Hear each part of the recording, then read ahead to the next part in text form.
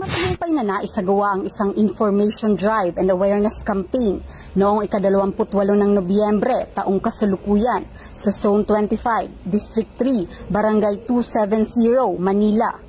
Ang aktibidad ay naglalayong bigyan ng komprehensibong kaalaman ang mga residente ng barangay hinggil sa mahalagang batas at programa na sumasaklaw sa kanilang kaligtasan at kapakanan.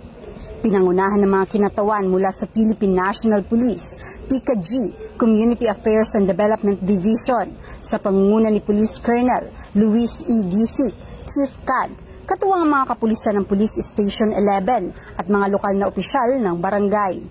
So kaya namin binigay sa inyo para ma-inculcate sa isip nyo ang kahalagahan ng information dahil mapapahalagahan namin yung karapatan nyo, security nyo. Bibigay kami ng konting food packs para at least merong makatulong sa inyo. Kasi alam naman natin yung hirap dito. In a little way, makapagbigay kami sa inyo ng kagandahang loob.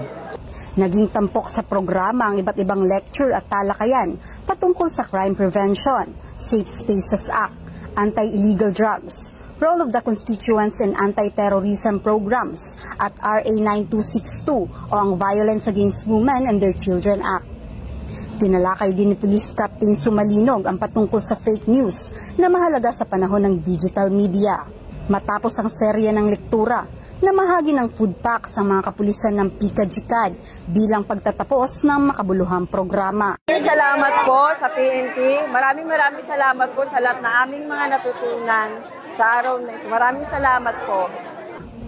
Ang information drive na ito ay malinaw na nagpapakita ng dedikasyon ng mga opisyales ng barangay at ng PNP PICA-G na siguruhin ang bawat residente ay may sapat na kaalaman upang maging ligtas, responsable at aktibong miyembro ng komunidad.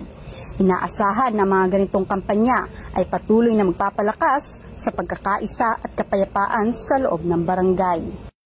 Mula dito sa Barangay 272, Manila, ako ang inyong PNN correspondent, Patrol Woman, Carmela Panganiban, alagad ng batas, tagataguyod ng Balitang Pulis.